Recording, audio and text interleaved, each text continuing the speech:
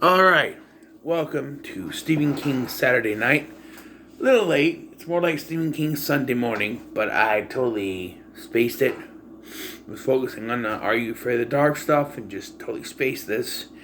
So we have it now. We're talking about the 2004 Johnny Depp film Secret Window. Almost the See No Evil. Secret Window, which stars Johnny Depp, Maria Bello, and Timothy Hutton. And Johnny Depp and John Turturro. And Johnny Depp plays a writer named Morton Rainey who is accused of plagiarism by a strange Mississippi man by the name of John Shooter. And in his investigation and figuring out, what he wants, why he's targeting him, stuff starts to happen. His dog turns up dead. His house is his wife's house is burnt down.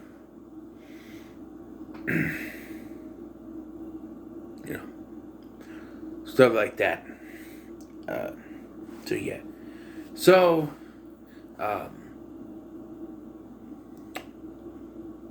Morton Rainey is a writer who lives in seclusion since he caught his wife cheating on him with a man named Ted, who was played by Timothy Hutton.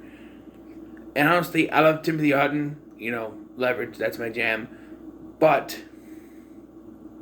I do think he's a little bit wasted in this. He's nothing more than the asshole guy who took Morton's wife away from him. That's it. That's all he's good for in this. Now, I've heard kind of negative things about this film. I've seen this once before a long time ago. It was late at night. But I remember watching it and the ending really got me. I really liked it. Like he says, it's all about the ending. But I've heard a lot of negative things since then, and I was surprised watching this that I actually really enjoyed it.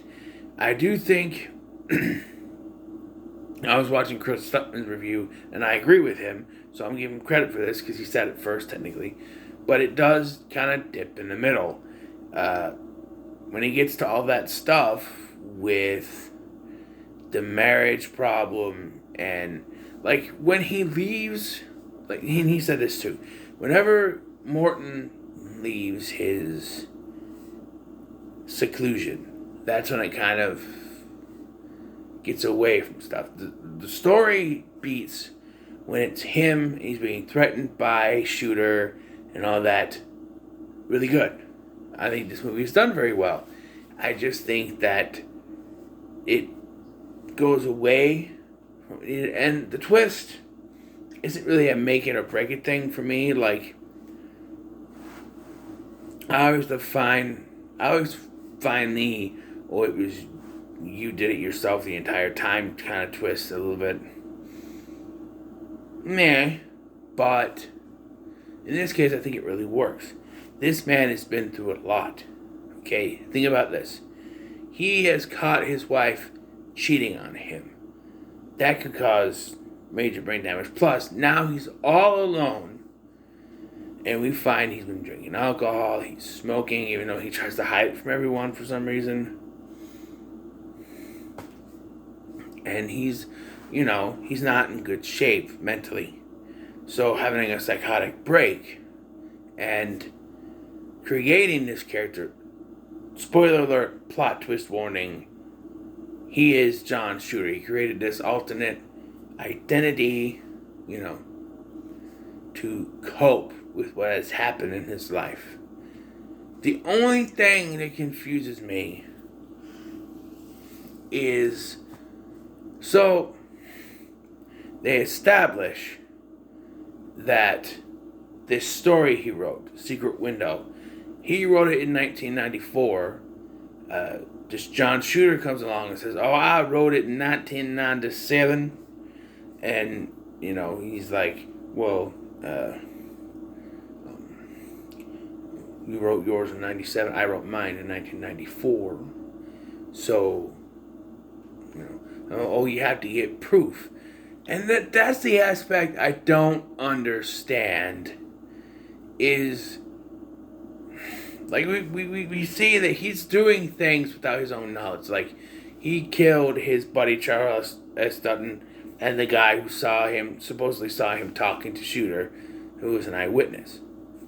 And we see how that plays out. We see how he committed that crime. But one thing that made me scratch my head, because I went into this knowing a twist, is when he goes to get his mail, and it's the magazine that has the proof that he wrote the story, the article is torn out. Who did that? Because unless when he grabbed the magazine, Shooter took over, ripped out the pieces, got rid of them, and then let him back. It doesn't really make much sense. Other than that, I don't know. He goes to look at it, it's gone. I don't know.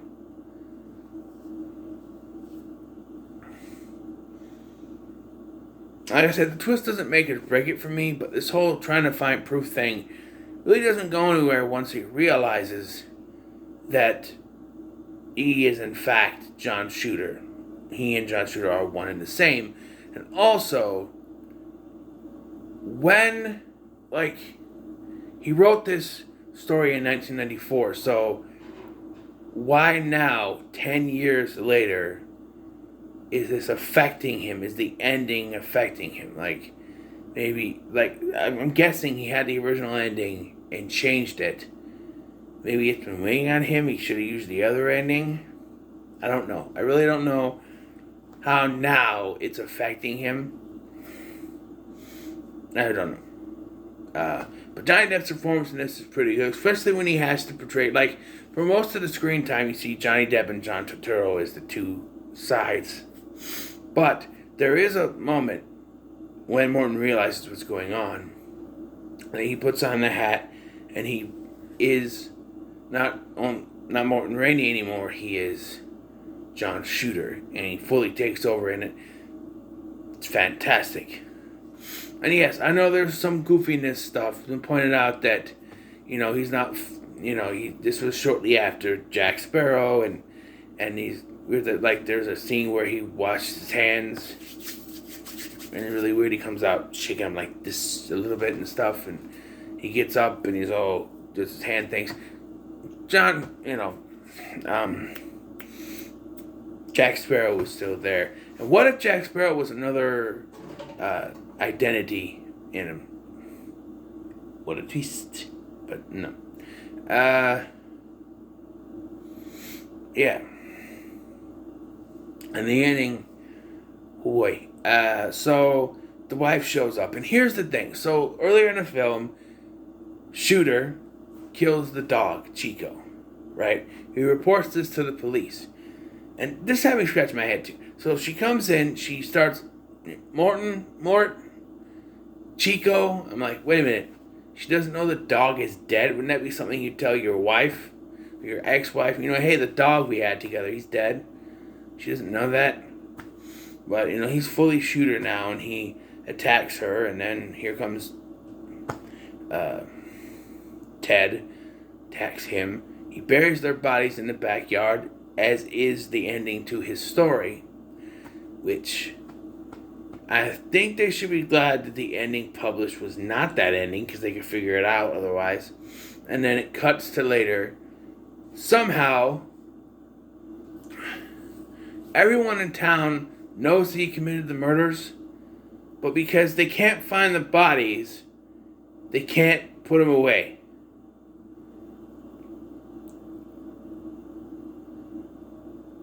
I don't think that's how that works. There's enough proof. Amy, his wife, and Ted were last seen going to Morton's property. There are people that know that they're there. Their vehicle would have either been found there or somewhere close, because we know that Morton would have disposed of it somewhere, right?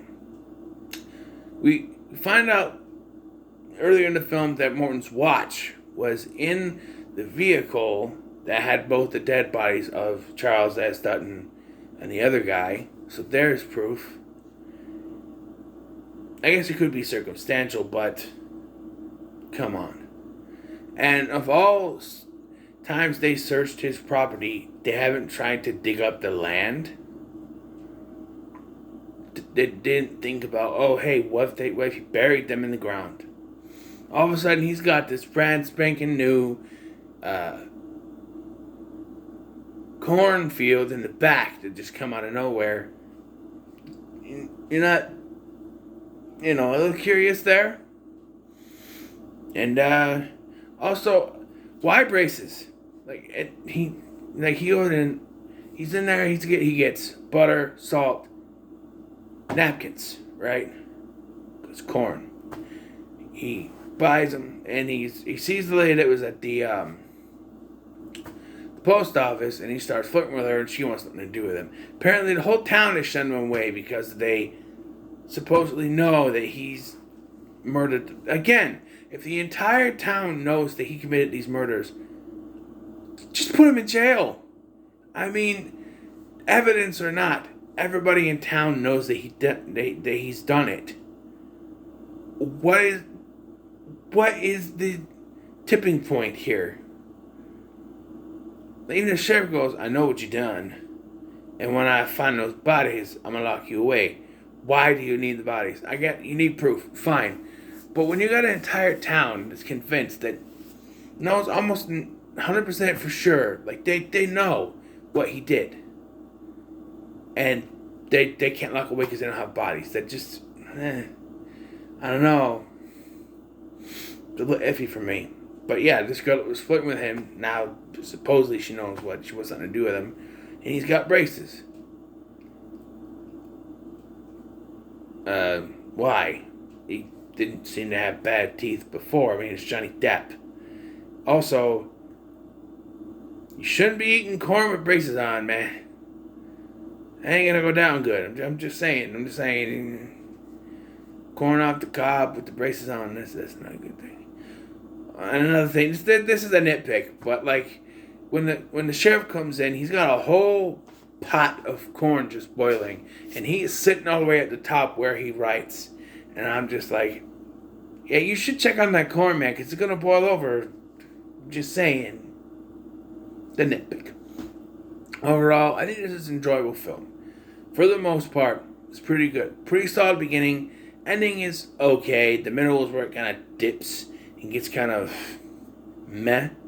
Especially when you get into the marriage stuff and the infidelities and all that stuff. It's just like, you have a solid thriller and you had to have that stuff. And yes, I know it's important. It's how he had a psychotic break and how he created this second identity, but I think there's too much focus on it, if I'm to be honest. But I enjoyed it for what it was, and I gotta say that this movie is a middle of the road for me. It's in the middle of the road. It's not. I think it's okay, which is why it's in the middle of the road. In the middle of the road is something I think it's just okay, But yeah, not bad to say for sure. So, what are your thoughts on Secret Window? Let me know in the comments below. Make sure to like, share, and subscribe. Thank you for watching. I'm BK. Excuse me. I'll see you in the next one. I try not to yawn. It doesn't work. I don't know.